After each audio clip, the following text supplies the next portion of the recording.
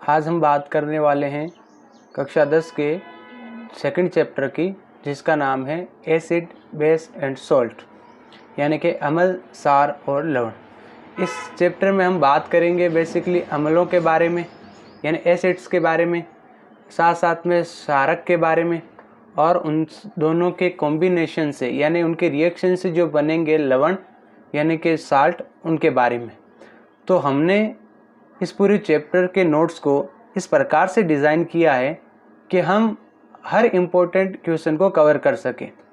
Basically बच्चों की दिक्कत क्या होती है कि हम उन्हें पूरे नोट्स लिखवा देते हैं और उनको एक्सप्लेन भी कर देते हैं, लेकिन जब तक बच्चों को ये पता नहीं चलेगा कि आखिर क्वेश्चन किस टाइप का आएगा या हमें लिखने का तरीका क्या होना चाहिए, किस प्रकार से लिखना चाहिए, तब तक बच्चे को वो नोट्स थोड़े से अच्छे नहीं लगते, या यूँ कहें कि उनका कोई मतलब नहीं रह जाता।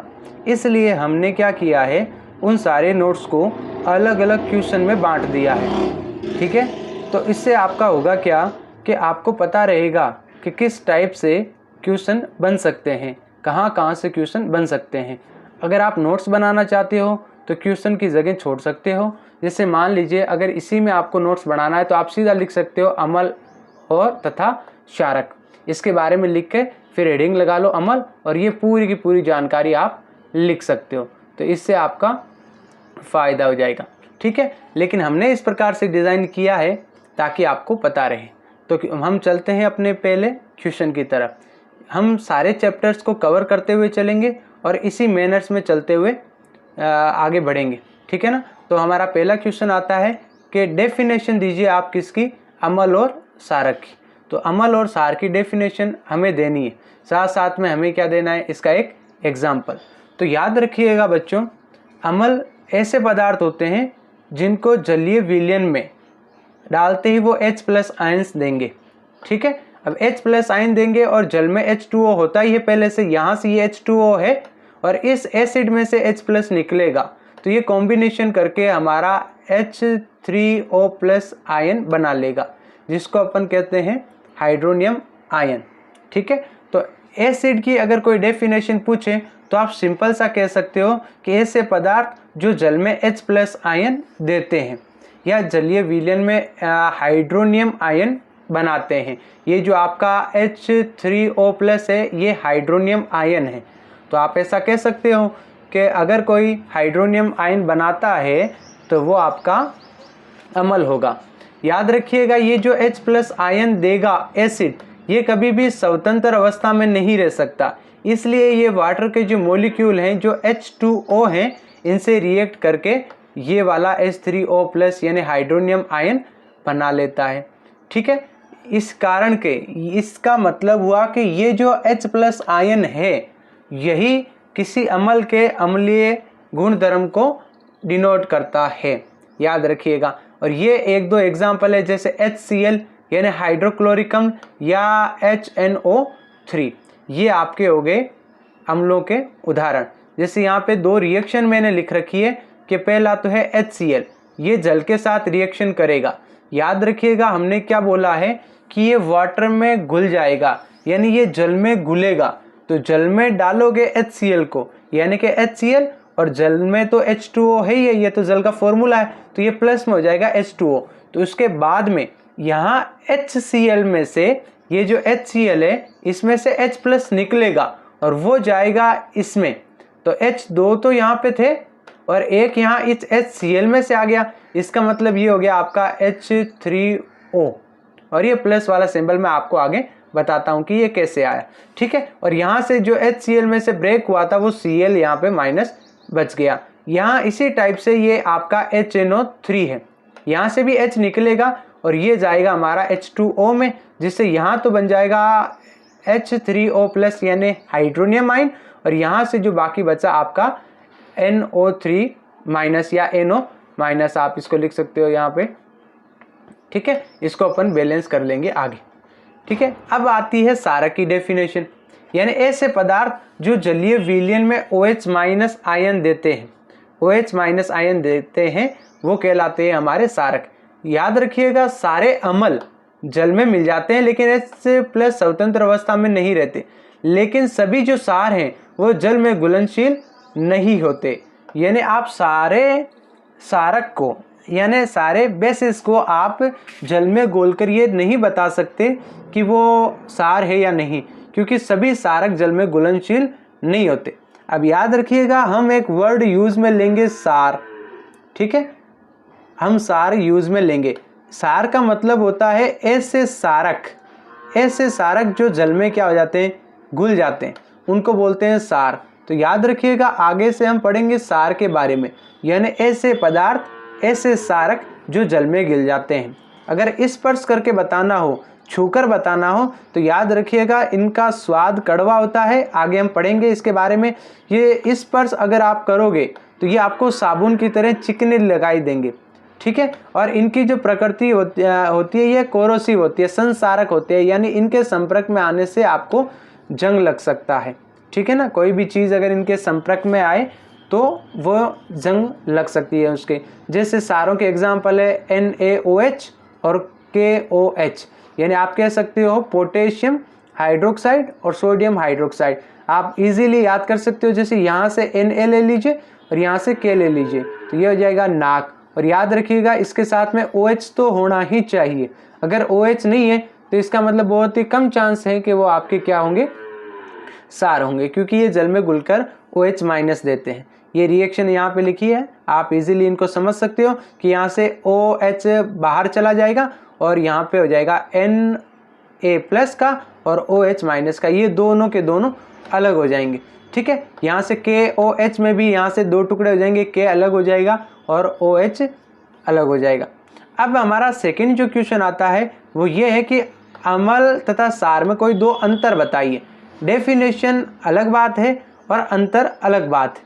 तो याद रखिएगा अंतर कैसे बताएंगे।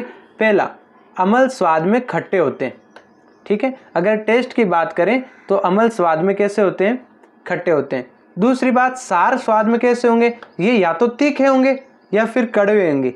आपने कभी करेला खाया होगा तो करेला कड़वा होता है, ठीक है। नीम के पत्ते आपने खाए होंगे, टेस्ट किए होंगे, कभी मौका मिला हो तो, वो भी कैसे होते हैं, कड़वे होते हैं, ठीक है। तो इसका मतलब सार स्वाद में कैसे होते हैं, कड़वे, जबकि जो अम्ल है वो खट्टे होते हैं। जैसे आप नींबू को मान सकते हो, ठीक है, हल्का सा टमाटर भी होता है आपका, ये सारी चीज़ें खट्टी है, इसका मतलब ये आपके इनमें अम्ल होता है।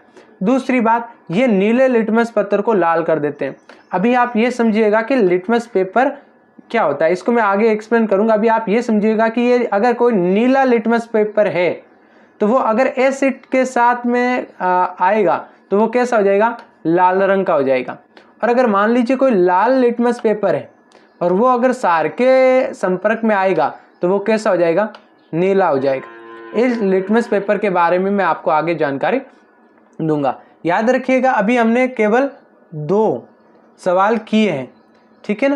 और ये 2 सवाल आपको इजीली समझ में आ जाने चाहिए कि अम्ल क्या होते हैं और सार क्या होते हैं। अगला हमारा सवाल आएगा कि कोई अम्ल कितना प्रबल है या कितना दुर्बल है। यहाँ पे अम्लों की भी बात आपको पता होनी चाहिए कि कुछ अम्ल होते हैं जो प्रबल होते हैं, कुछ अम्ल होते हैं जो दुर्बल होते हैं। इनके ऊपर अब हम बात कर लेते हैं। ये इन प्रबल होना या दुर्बल होना ये कहलाती है शक्ति, यानी अम्ल और सार की शक्ति किस पर निर्भर करती है।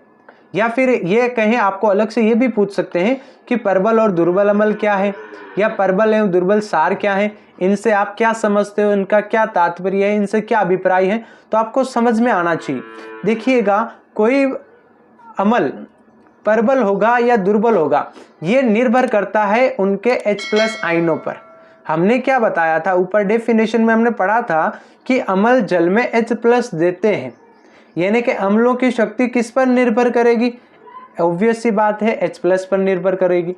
और सारक की शक्ति किस पर निर्भर करेगी, क्योंकि भाई सार OH- देते हैं ना, तो सार की जो शक्ति है, जो पावर है, वो OH- आयन पर निर्भर करेगी, ठीक है। अब बात आती है सर प्रबल अम्ल क्या है। याद रखिएगा, अगर जल में अधिक मात्रा में H+ निकल रहा है, इसका मतलब वो कैसे अम्ल है, वो प्रबल अम्ल है।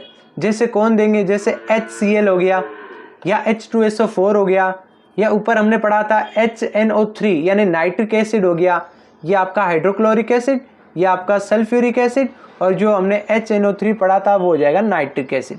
दोबारा बता रहा हूँ कि प्रबल अम्ल का मतलब क्या, जल में अधिक मात्रा में H+ देने वाले। और अगर कोई अम्ल जल में कम मात्रा में H+ अम्ल देता है, इसका मतलब वो दुर्बल अम्ल है।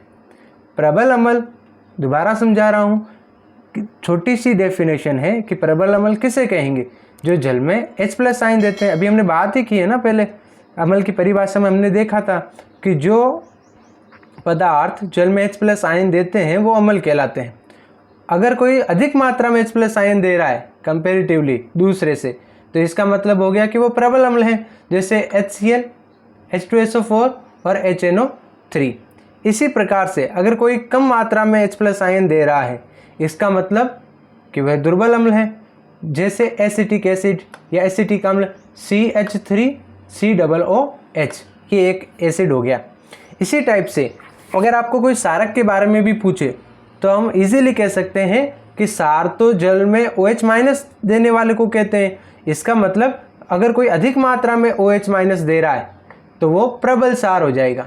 एग्जाम्पल के तौर पर सोडियम हाइड्रोक्साइड यानी NaOH और पोटेशियम हाइड्रोक्साइड यानी कि KOH, ये हमारे दो एग्जाम्पल हो गए किसके, प्रबल सारक के।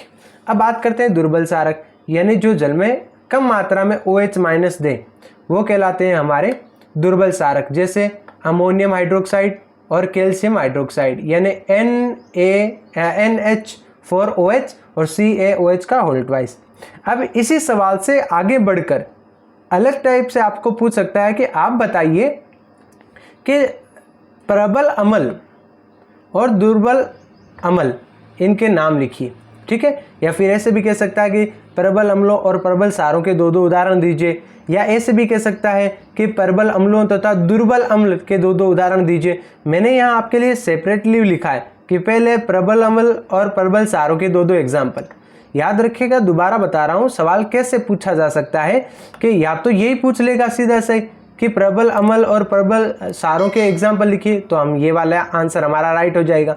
या फिर वो कह सकता है कि एक काम कीजिए आप, प्रबल अम्ल और दुर्बल अम्ल, यानी यहाँ से क्वेश्चन पूछ सकता है, एक तो प्रबल अम्ल से और एक दुर्बल अम्ल से, इन दोनों को आपको आपस में पूछ सकता है। तो याद रखिएगा, सिंपल सा है, इस एग्जाम्पल में भी यहाँ पे भी काम आ जाएगा, ठीक है, और यहाँ पे भी आपको काम आ जाएगा। अभी मैंने लिखवाया था HCl और H2SO4, तीन का पूछ ले तो एक नाइट्रिक एसिड और याद रख लीजिएगा आप, और प्रबल सार का पूछे तो सोडियम हाइड्रोक्साइड और पोटेशियम हाइड्रोक्साइड, ये आपके प्रबल अम्ल हो गए।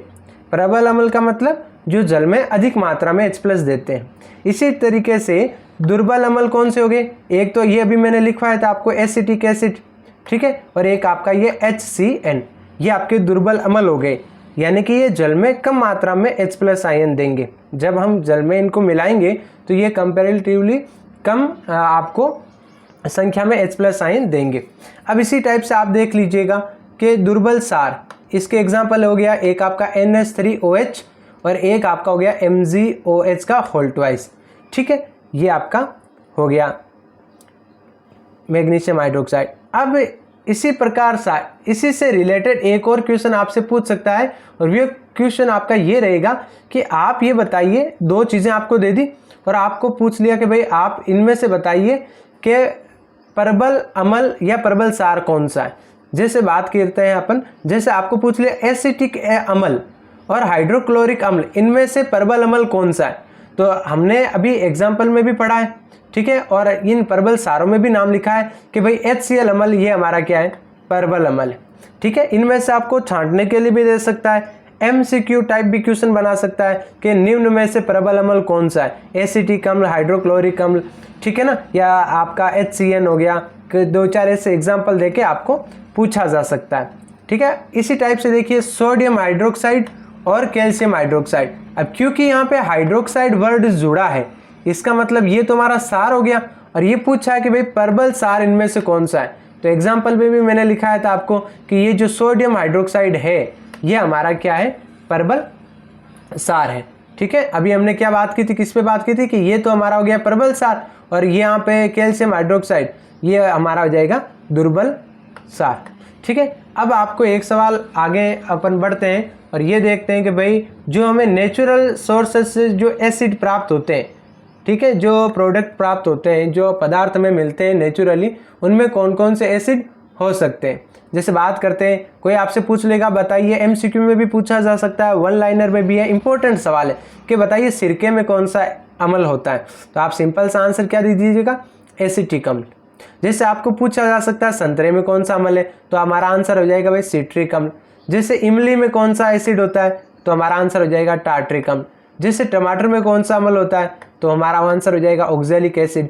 जैसे खट्टे दूध, खट्टा दूध बोलो या दही बोलो, इनमें कौन सा अम्ल होता है, लैक्टिक अम्ल। जैसे नींबू में कौन सा अम्ल होता है, तो सिट्रिक अम्ल। जैसे चींटी के डंक में या नेटल के जो पौधा होता है उसमें कौन सा अम्ल होता है, तो इन दोनों में मेथेनिक अम्ल होता है। ये छोटे छोटे से सवाल हैं जो एग्जाम पॉइंट ऑफ व्यू से थोड़े से इंपॉर्टेंट है, ठीक है, तो आप इनको भी थोड़ा सा ध्यान में रखिएगा। अगर अपन बात करें अगले सवाल की, ठीक है, तो अगला सवाल ये आता है कि अम्लों में अम्लीय गुण और सारकों में सारकीय गुणधर्म किसके कारण होता है। देखिए ये सवाल है, ये पुराने वाले ही सवाल का एक लैंग्वेज चेंज किया करके बनाया गया सवाल है। याद रखिएगा, हमें जब भी अम्ल की डेफिनेशन कोई पूछेगा, ठीक है, तो हमारा आंसर क्या रहेगा, H+ आयन। ये पूछ रहा है कि अम्लों में अम्लीय गुणधर्म क्यों होते हैं। ऐसा इसलिए होता है क्योंकि अम्ल कौन सा आयन देते हैं, H+ आयन देते हैं, जिसके कारण ये अम्लीय होता है। हमने डेफिनेशन में भी पढ़ा था। अगला इसी में कंटिन्यू कर रहा है कि बताओ सारक के गुणधर्म सारक जैसे क्यों होते हैं, क्योंकि ये जल में कौन से आयन देते हैं, OH- आयन देते हैं। याद रखिएगा, वो यही पूछना चाह रहा है आपसे कि अगर आप अम्लों को जल में डिजोल्व करोगे, घोलोगे, तो कौन सा आयन निकलेगा। लेकिन ये थोड़ा सा घुमा के दे दिया है ना। अगर नोट्सों में अगर हम लिखें तो हम सिंपल इतना ही लिखेंगे कि भाई अम्ल जल में H+ आयन देता है, लेकिन जब अपन सवाल बनाएंगे तो ये थोड़ा सा इजी हो जाता है, ठीक है ना। तो सवाल देखो घुमा के आपसे पूछ लिया कि अम्लों में अम्लीय गुणधर्म किसके कारण होता है, तो आंसर वही है हमारा कि अम्ल विलयन में हाइड्रोजन आयन उत्पन्न करते हैं, जिसके कारण इनका गुणधर्म अम्लीय होता है। जबकि सारक विलयन में हाइड्रोक्साइड आयन यानी OH- आयन उत्पन्न करते हैं, जिसके कारण इनका गुणधर्म क्षारीय होता है। तो ये एक फायदा मिल जाता है क्वेश्चन बनाने के बाद में, ठीक है। अब हम का काम अपन कल करेंगे, तब तक पढ़ते रहिए, मुस्कुराते रहिए। आज के लिए बस इतना ही, साइनिंग ऑफ।